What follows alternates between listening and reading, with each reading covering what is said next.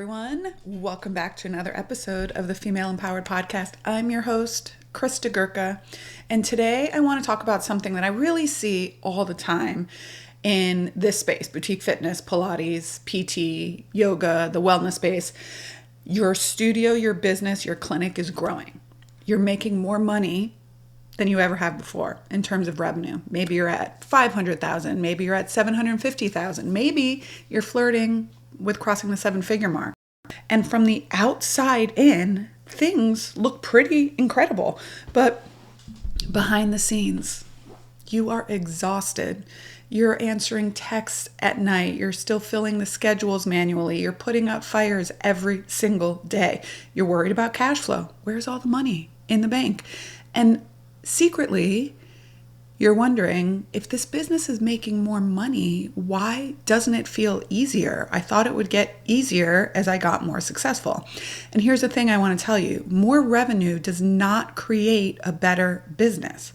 In fact, it usually makes it harder. There's a space between $500,000 and $1 million in revenue that is a real sticky spot. And if you don't change the way the business runs and how you run the business, you will just keep building a bigger, more expensive, more exhausting version of the same problems. So in today's episode, I'm going to walk you through the 5 biggest reasons I see businesses plateau between 500,000 and $1 million, how to figure out whether you have a revenue problem, a profit problem, or a capacity problem, the 3 numbers you should know every single week off the top of your head, what to stop doing, what to delegate, what to automate. And at the end, I'm going to give you a real $1 million CEO audit with 10 questions that you can score yourself on and see where you actually are. So if you're listening to this at home, grab a notebook because it's going to be really practical like I always am. So segment number 1. The real reason growth stops feeling good. One of the biggest misconceptions I see is that owners think, well, if I just get to $1 million, then I'll finally feel stressed. Not stressed. I'll finally feel less stressed. I cannot tell you how many discovery calls I've had where someone's goal is to get to $1 million. And I say, great, tell me more. Why do you want to get to $1 million? And they're like, because things will get easier, because I will make more money, because I can pay my team more. And I want to say to you all, that is backwards way of thinking. Unfortunately, that is not true. It's not. Oftentimes, as you start to get to $1 million, $1.5 million, 7 figures, you have to have more infrastructure, more systems, more people to manage at least a job like ours, like a brick and mortar service-based business where you're a time for money model, where you have a real person giving another real person in human time a service. All right. So I actually even created a talk about it that I do speaking engagements on. That's called the 7-figure fallacy. And it's all about how getting to 7 figures should not be the goal. The goal should be what you actually think is going to happen when you get to 7 figures. I want to make more money, which means you should be more profitable. I want to be able to pay my team more, which means you should be more profitable. All right. So the top line revenue isn't always the thing that solves the problems. So what happens usually in businesses is around $250,000, you can really survive by working hard, doing a few things great. At $500,000, you can hustle and grind. You can grind your way there. Somewhere between 500 and $1 million, this is when business really starts getting hard and it demands leadership and systems. And if you don't build those things the right way, you become the bottleneck. You are the person every question comes to. You have to approve everything. You have to solve every client problem. You're the one that knows all the passwords. If you can remember all the passwords, you fix the schedule, you train the staff. You're the marketing department. You're HR when people get hired. You're the sales department. You are the person carrying the emotional weight of the entire business. You are not leading, you are driving. And this is not a business problem, it's a business model problem. Because what you've created, which is what I did, you've created a business that is built on you to function. And it's a business that depends on you, and that business cannot scale. It just can't. It cannot scale when one person is required to do every single thing. It can't happen. All right. So what you want to do is you have to put some systems into place, which might mean you as a leader have to become a different person. Okay. So now what we're going to talk about are the 5 biggest reasons businesses plateau during this mark. And I wouldn't say they actually plateau. They just stall because of what is required to get to this next level. All right. Let me take a little bit of water. All right, you ready? Here you go. We're going to dive in. Okay. So, number 1 is the owner is still doing too much. This is the biggest one. This is usually the reason that it's happening. Okay. You are still operating like the best employee in the business instead of a CEO. You might be teaching too much. You might be seeing too many patients. Maybe you're the one still answering the phone and managing the front desk. You're still the one posting on Instagram at 10 o'clock at night. You're still the one creating the content, doing the videos, editing, creating the graphics. You are approving everything. You're the one creating the promotions, doing the social media, doing the payroll, doing the vacation requests, being customer service, fixing the equipment, ordering the equipment, covering when someone is out or sick. You are the one at the networking events. You're the one that's marketing. You're the one that's posting the hiring, the interviewing, the onboarding. You're doing the performance reviews. Do I need to continue? Because you all know what this feels like. You cannot grow $1 million business while you're spending your week doing $25 an hour tasks. You can't. Okay. So here's what I want you to do. This is the exercise. Write down everything you did last week or next week. Coming into next week, I want you to write down every single thing you do. I don't care if you do it in the notes app on your phone, if you carry around a Post-it notes. Literally, it's, oh, I had to talk to this client today. Okay. I had to go in early because someone forgot the key. Okay. I did a marketing meeting. I did this. I did that. Then at the end of the week, so for 7 days, even at home, what are you doing at home? What are you doing between cooking dinner and doing homework with your kids? What are you doing every single minute of the day that includes something you do for work? Okay. At the end, what you're going to do is you're going to put them into categories. You're going to put only the things that you can do. So if nobody else has access to payroll, okay, that's something only you can do right now. But then you're going to decide, can somebody else do this with training? And for payroll, yes, the answer is yes. Okay. Could someone else actually do this better than me? If you're doing your bookkeeping, the answer is yes. A bookkeeper could do this better than you. A graphic designer. Right now, AI and Claude could do graphics better than you. Okay. And then the 4th one, should this even be happening? Okay. Should you be the one that's finding coverage for your team? If they're employees, even if they're contractors, if you put in the process, they need to find their own coverage when they're taking time off. That part doesn't even need to be happening. This is why it's important to have systems and processes in place. But if you don't have a process for this, your team cannot do it because there's not a process for them to follow. Does that make sense? Some of these things should not even be happening, which is why you need processes. If more than 50% of your week is spent in categories 2 through 4, which is like you don't need to do them, somebody else could be doing them better, you can train people, this is why your business feels heavy.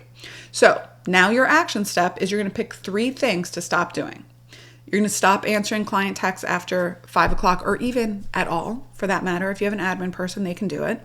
You are going to stop manually creating the schedules yourself, or you're going to delegate that to someone else, or you're going to create the schedules for a year.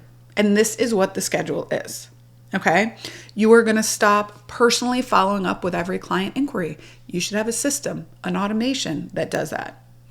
Posting every social media graphic yourself, or even creating the social media graphics. You are going to decide what you're going to delegate, what you're going to automate, and create a simple SOP.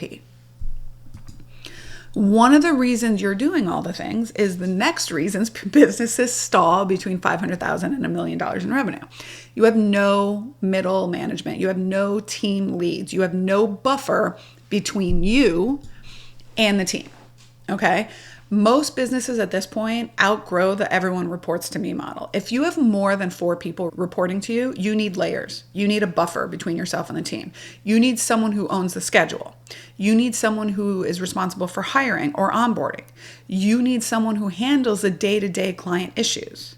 You need someone who can make decisions without texting you. And by the way, they shouldn't be texting you. You should be using an internal system like Slack or Voxer or something like that. That's another one of my pet peeves. You should have an internal communication system, okay? Because if every single problem still comes to you, your business is capped by your time, your energy, and your emotional bandwidth. And this is the huge thing. This is where I say you as a person need to become a different person to get your business to the next level. Okay, so what does a hire like this look like? It could be promoting someone to lead instructor or lead therapist that's responsible for performance reviews, responsible for onboarding, is the one that handles vacation requests, okay? You can have an administrator that's the client experience manager, that they're the ones responsible for refunds or cancellations or any customer service issue. You could have a full studio operations manager, all right? That is not even a teacher necessarily. That's an operations manual. And I'm telling you, if you are someone who is approaching $1 million or has gotten past $1 million, you need this person on your team, okay? You need this person on your team. You could have a front desk lead, which many of you, if you're approaching $1 million, you should be having someone, an administrative leave, okay? You do not need a huge corporate org chart. That's not what I'm saying. You just need 1, maybe 1.5 people who own outcomes, not just throwing them back on your plate. They own the outcome. Let me give you an example. This is summer, right? So the air conditioning breaks. The old way that or the current way you've been doing it is someone calls you and it says, hey, Christa, the air conditioning's broken. And then you are now responsible for, is it really broken? Figuring out who's responsible for that. Is that you or the building? Calling an AC repair person, figuring out when they can come, deciding when you can be there to meet them, when it's not disrupting classes or everything, meeting them there, getting it fixed, ordering the parts, maybe they have to come back, all this stuff, and then deciding if you're going to cancel classes or not cancel classes. That's now on you. You could be the bottleneck in that, right?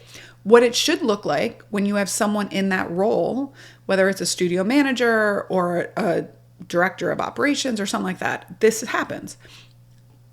The air conditioning breaks. Nobody calls you. They call this new person and they say, hey, the air conditioning's broken. That new person maybe lets you know, maybe doesn't, maybe lets you know, hey, I've got this under control. Here's what's going to happen. I've already called the property manager. We're going to have an AC person out here to look at it. I'm going to meet them there at 4:00. If it's still broken and the studio is really hot, I'll decide to cancel the classes in the evening or the clients, and I'll reach out to everyone and let them know. And then this person is the one that meets them there, is the one that handles the payment, is the one that does all the stuff and reports back to you when it's done. That's what it's supposed to look like. So now, looking at every recurring problem that happens in your business, you are going to write next to each one, who currently owns this? Who currently owns the decisions to charge people for cancellations or not? Okay? Who currently owns the sub situation when there's a vacation request and nobody can cover? If your answer is me to almost every line, to every problem, that in itself is a problem. All right, that needs to be fixed. So next, so we talked about the owner's responsible for everything, which also means you probably don't have a leadership team. That's number 2.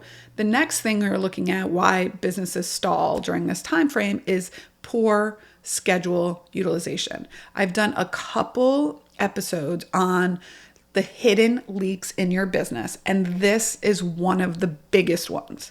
You could be losing tens of thousands of dollars every year because of poor schedule utilization.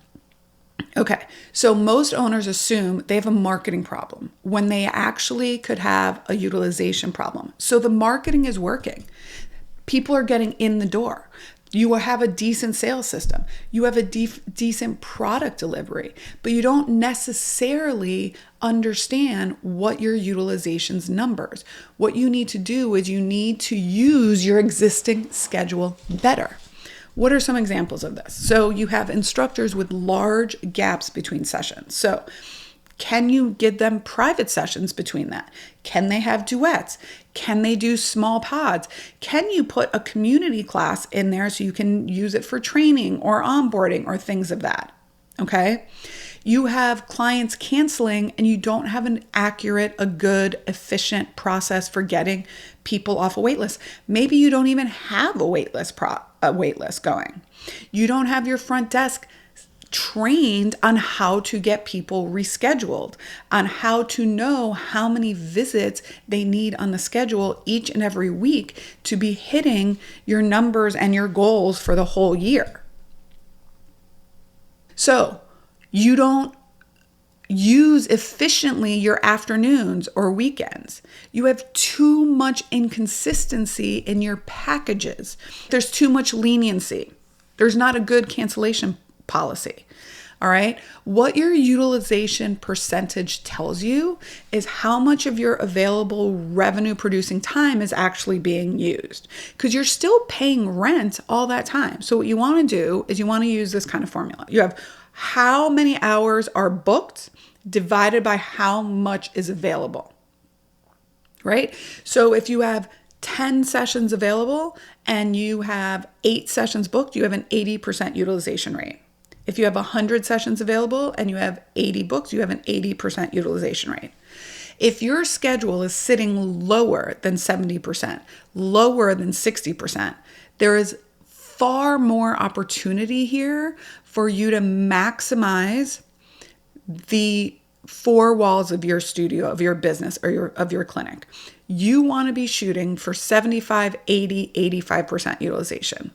All right. Even though people would be like, why don't I shoot for 100 or 90? That's usually not sustainable because people will burn out and there's always going to be a little cancellations. But you want to shoot and you want to make sure that hitting 75 or 80% utilization gives you the revenue and profitability you need to achieve your goals. And if you don't know that number, that is something that you should know. If not, you're kind of just running blind in your business.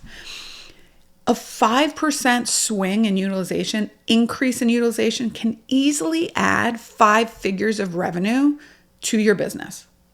So for example, if you have 100 slots available in a week and on average it's $80 a slot.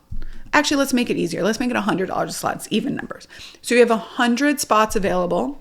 Each of those spots generates $100 and you keep 10 or 20 extra spots open each and every week that go unfilled.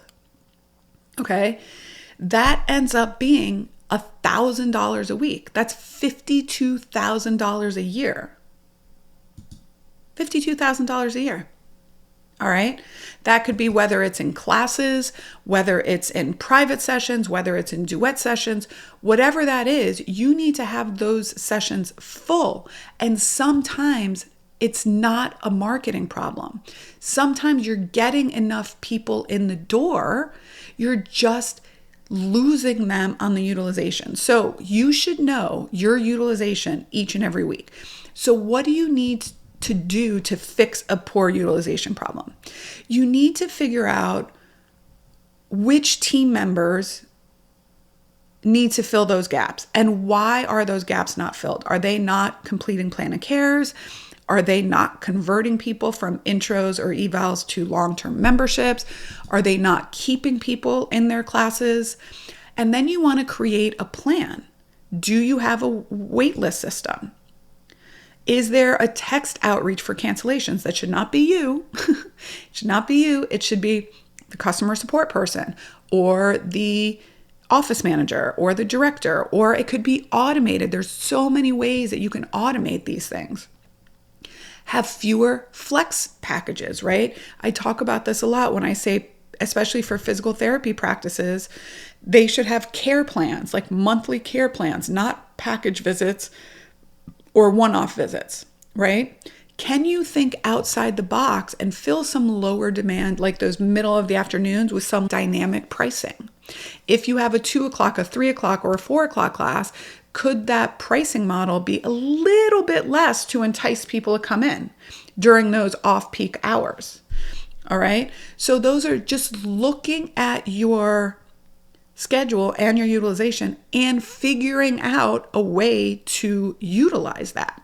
Okay. I hear so many people saying, oh, I want to expand and open another location when their current location is at 60, 65%. Your current location should be 80 to 90% before you think of expanding. Okay. So what if you do have a marketing problem? What if the low utilization is marketing, right? What a lot of times happens is that most businesses at this level are not struggling because marketing doesn't work, even though they think that.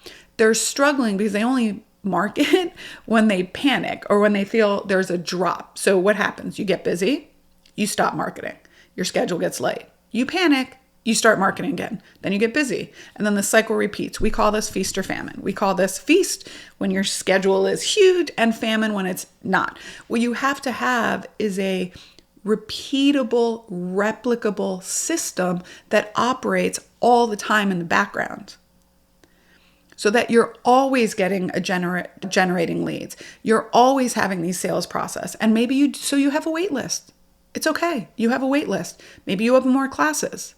All right. $1 million businesses, 7-figure CEOs do not rely solely on random reactive bursts of energy. No, they need a simple, consistent, repeatable marketing system.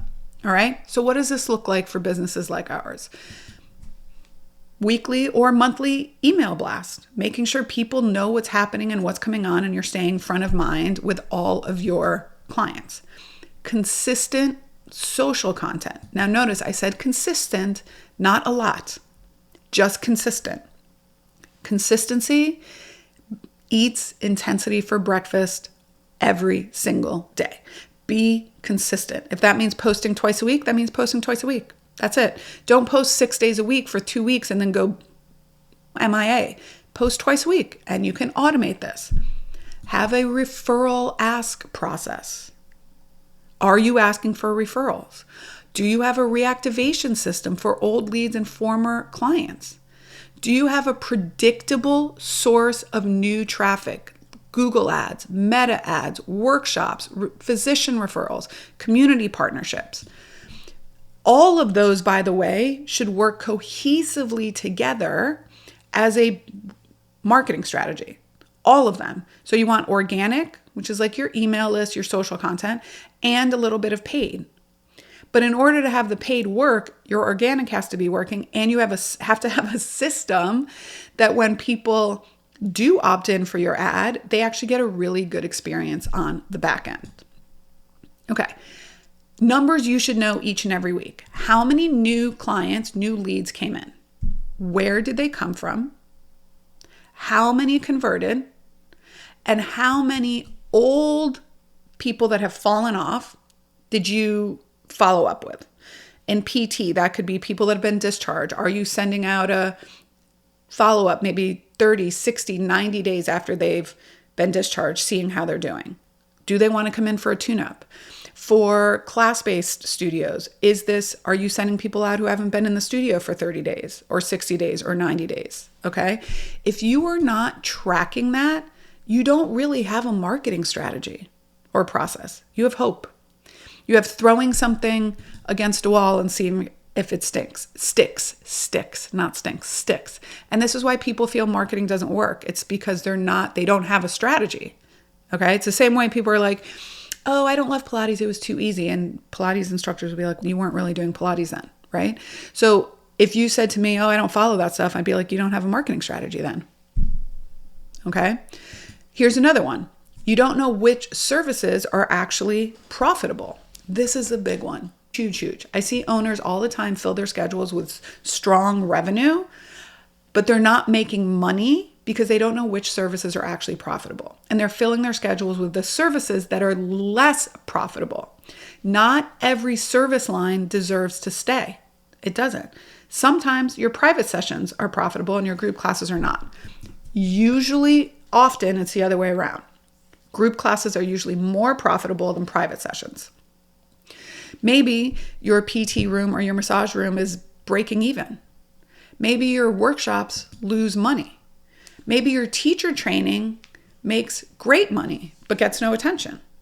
All right? Maybe your online system is dead, but it takes a lot of your time to create the content for it. You should know, as a business owner, you should know how much revenue comes in each and every service line. That means group classes, that means private sessions, that means PT sessions, that means if you have wellness services, auxiliary services, your teacher training program, your on-demand services, all right? How much, what is the direct cost of delivering that service? So how much are you paying out to deliver that service? And so how much profitability does that specific service present to you? So group classes, you're running at a 75% gross margin, meaning you keep 75% of the money that comes in. All right. Private sessions, you keep only 40% of the money that comes in. Teacher training, you keep 80% of the money that comes in. We should try as business owners to pour our energy into the highest margin services. If you continue to pour your energy into the lowest margin services, you will stay stuck and exhausted no matter how much your revenue grows, because the profit that's left over after you deliver those services is little. That's why you have no money in the bank, even though you have a lot of revenue coming in. So what I want you to do this week, take your top 5 offers. How much did they generate last month? Maybe top 3 offers, okay? What did it cost to deliver those services and how much was left over? So basically you take how much was generated minus what it costs to deliver, and then that's what's left over, okay? Now, the next question after that is, if you doubled this service, if you doubled this offer, would it improve your business or would it make it harder? If you doubled that offer, would it improve it or make it harder? I think that question alone changes a lot. Okay. You want to go after, at least have 80% of your revenue coming in with the highest profit margin services.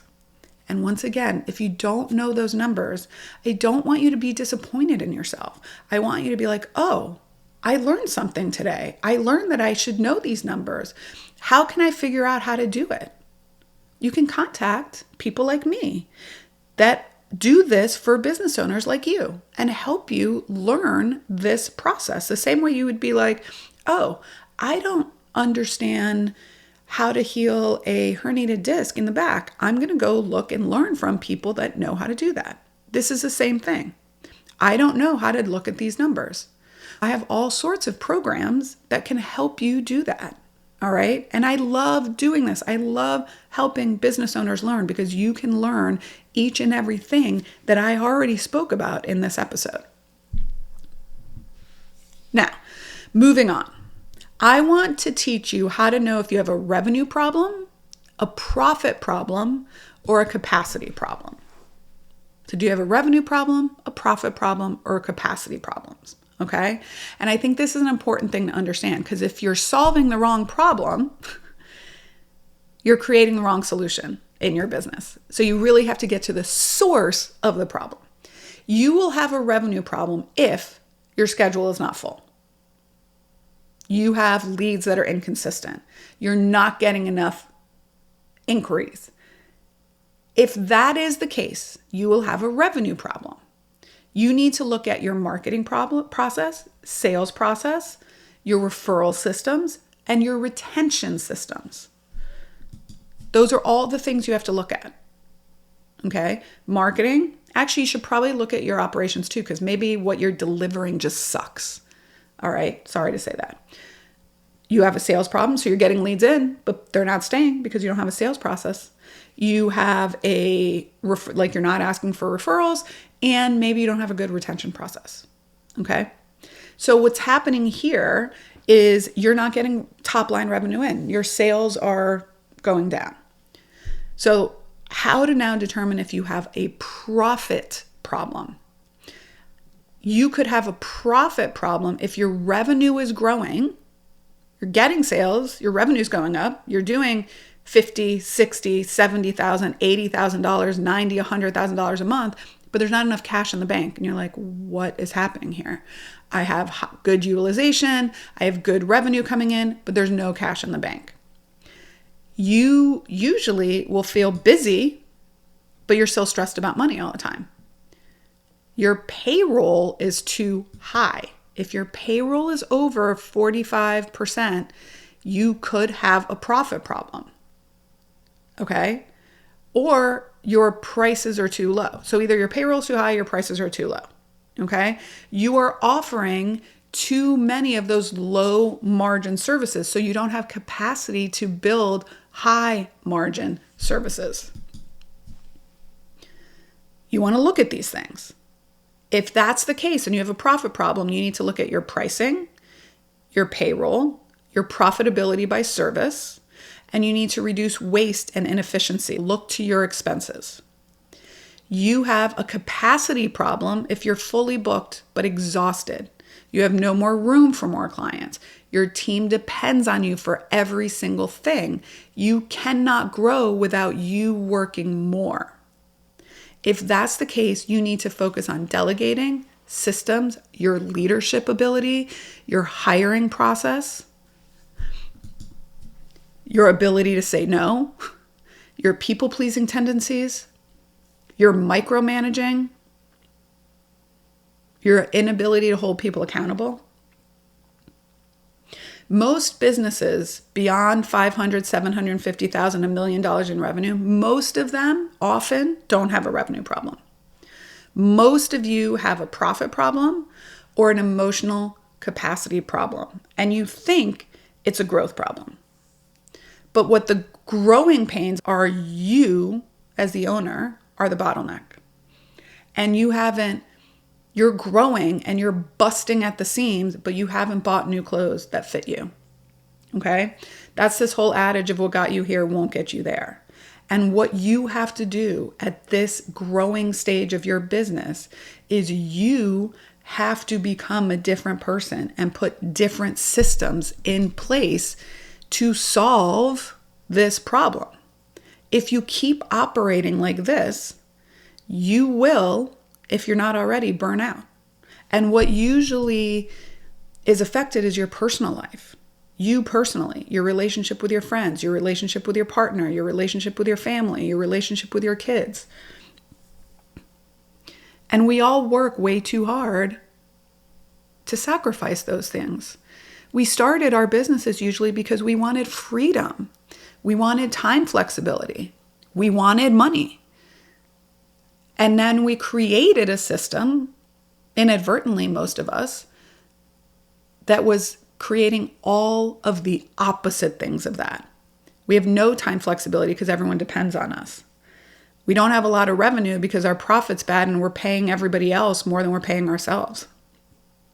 And we don't have great relationships with our partners because we're just emotionally exhausted. Our cup is not empty. Our cup is overflowing, and we can't put anything else in there.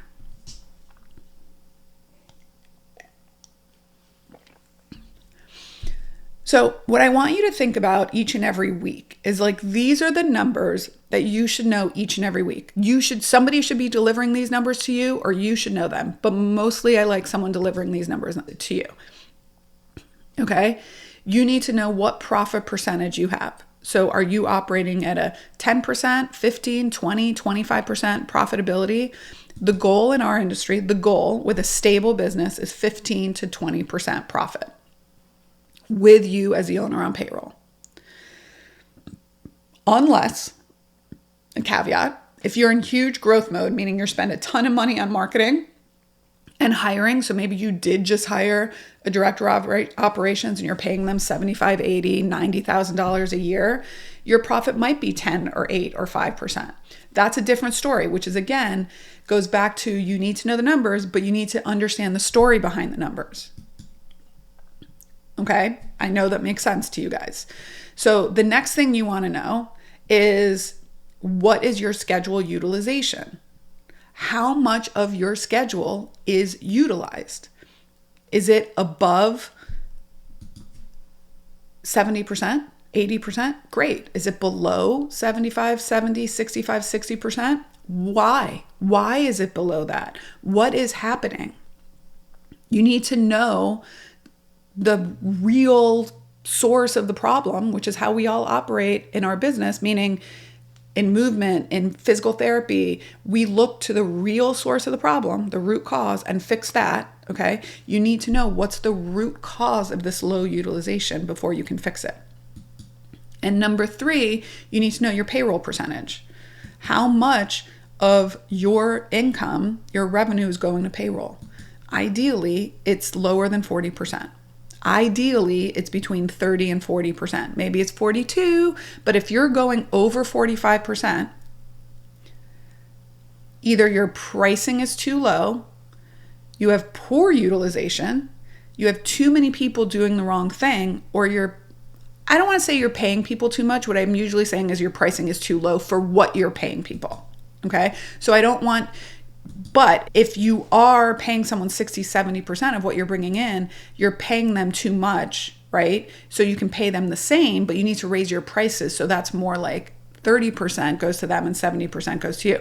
And I'm not saying at all to pay your people $12. That's not what I'm saying. I'm saying your pricing has to match your expenses. So if you need to pay someone $50 an hour, $60 an hour, your price should be $180 an hour. That's what I'm saying. So I'm not telling you to pay people $12, but I'm also saying that if you're paying them 50 or 60, what you should be charging is 180. That's what I'm saying. Okay, so utilization, profitability, and payroll percentage. Those are the 3 numbers you should know each and every week. Okay? They will tell you what's happening in your business, especially when you understand the story behind that. So that's what I want you to look at. I track them each and every Monday for the week before, because what gets measured gets improved, right? So now the next thing I really want to go through is what you should stop doing, what you should delegate, what you should automate. If you want to break through the 7-figure ceiling, you cannot just work harder. I'm telling you, you cannot hustle and grind your way past $1 million. I tried it. It broke me. I do not recommend. Okay? 10 out of 10 do not recommend hustling past $1 million. You need to be smarter than I was. And hopefully listening to this, you will be smarter than I was. You need to make different decisions. You need to stop doing tasks that drain you and do not grow the business. You need to stop micromanaging your team. You need to allow them to make mistakes. You need to have them be accountable for what they're responsible for. You need to stop saying yes to every single exception, meaning like if your policy is no 2 people can be off at the same time, then that's your policy. Okay? You need to stop saying yes to more clients on your schedule because it feels easier. Most of us, by the way, it's easier for us to see clients or treat patients than it is to lead our team. Some of us are not built this way. You need to start delegating scheduling, front desk issues, lead generation, client communication, social media execution. All of those can also be automated. New lead capture can be automated, reactivation emails, waitlist management, onboarding and reminder sequencing, all of those can be automated. Maybe you need to look at raising your prices on your most in-demand services, on premium time slots, on pricing with you to work with you as the owner. Not necessarily because you're better, but because you have less time. You do not need to serve more people to make more money necessarily. You just need to run your business better. That is what you need to do. Okay. I created this operational scorecard, and basically it's a list of questions, and it is going to tell you exactly where you sit in your business. And you can download it for free and take this little test by visiting my website at christagurka.com/operational scorecard. So www.christagurka.com/operational scorecard. It has questions like, I know my weekly profit percentage, payroll percentage, and utilization percentage. Okay? Things like this, like you know it off the top of your head. Things like, I know exactly which services are most profitable. It has team questions. And it'll actually add up your score, and it will tell you what you need to improve on, what you need to focus on, and where you are in your business. So once again, link it in the show notes, but www.christagurka.com/operational scorecard. Go grab it. It's really exciting. Okay. So all of these things, by the way, that we talked about in this episode, if you're like, holy shit, Christa, now I feel worse about myself. Well, I don't want that, because your business can be better. It worked for me, and I've helped hundreds of business owners doing this. You're not failing. You have an incredible business that you're building. If you are over $500,000 in revenue, you have an incredible business, but the skills that got you there are not the exact same skills that got you to $1 million. The skills that got you to being a novice Pilates instructor or a new grad PT are not the same skills that get you to be the most sought after PT in your area, or the Pilates instructor that works with professional athletes. It's the same way in business. They're not the skills that build a business that can run without you. And this is exactly why I created the FitBiz Accelerator. It's the next level up after my FitBiz monthly community, which is a community month-to-month membership, which is great. This accelerator is built for female business owners who have already built something successful. You have something that's working, you have proof of product, but you need to stop being the bottleneck. You need to improve your profitability. You need to build leadership inside the business, which means becoming a better leader yourself. And you need to create systems and structure so that you can have the freedom you want. And most people, when they think of this stuff, they're like, yeah, I know all of this in theory, but how do I have the time to make this happen?